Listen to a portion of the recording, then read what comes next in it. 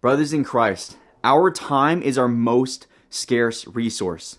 As we get older, there will only be more demands, more responsibilities, more pressure, and there will be more people depending on us. That is why it's so important for us to learn how to steward, manage, and prioritize our relationships now.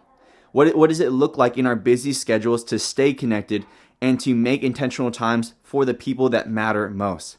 And so in the clip that I'm about to show us, my brother Mark is about to share what it looks like for him to intentionally stay connected to his friends in his busy schedule.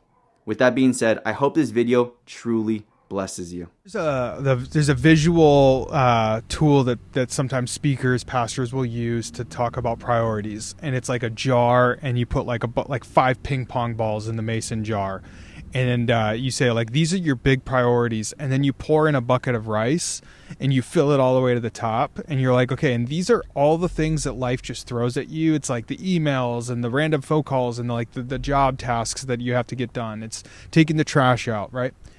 But if you flip that, if you put the rice in that jar first and then try to put 5 ping pong balls, the most important things in, you can't make it all fit. It works one way and it doesn't work the other. So for me, I think of, my calendar on my phone has a weekly reminder for me to text my buddy.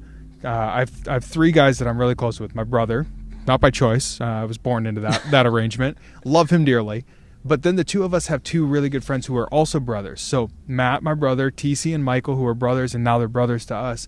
Every Friday at like 1 o'clock in the afternoon, my phone pings to remind me, text Matt, TC, and Michael. And there was a point where I was kind of like, it feels a little superficial to have to put it into my phone to like remind me to reach out to people that I care about.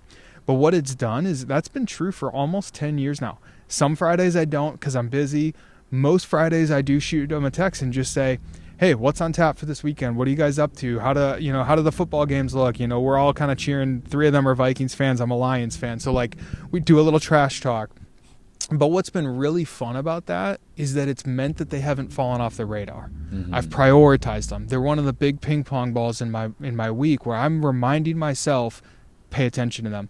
I have another group of guys that like when we are in town together, and we all live in 4 different states now, but when we are in town together, we get together. It's like a non-negotiable. We're actually talking right now about, because it's become harder and harder as we all have kids and we're in different states, we're like, okay, what's the weekend that we're going to put on the calendar? And then we plan our lives around it.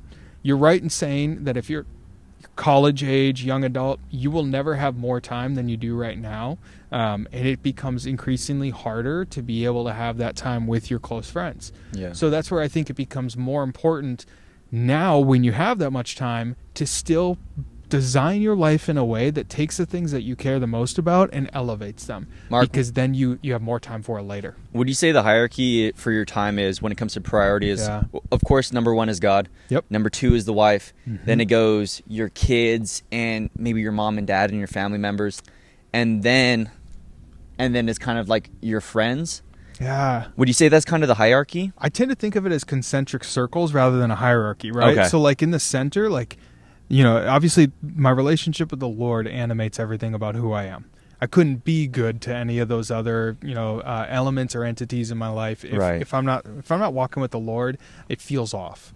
Outside of that is kind of the wife, daughter, Harper and Joy are my world. They are, when I'm done with work, that's who I want to spend time with. Like those are the people that, because I believe so deeply in family, like that's the next circle out. And from there, if that's healthy, then I would say from there it becomes, who are the people that I either, kind of that have that tug and push-pull relationship with, of what do I need and what do they need? So some seasons it's my closest friends from college. Some seasons it's students who, we're going through something in a particular season at Biola. For some seasons it's coworkers who I know are like navigating something in their personal life and I'm like checking in with them. For some seasons it's actually me saying, hey, I'm going through something, and so I need to reach out. Just a couple nights ago, I texted a friend and said, I'm going through something. I need you to pray for me on this. And then we jumped on a Zoom call at his request just to check in, and we talked through it. Those are beautiful moments, but it's something where it's hard to say like, oh, that only happens after my, hierarchy.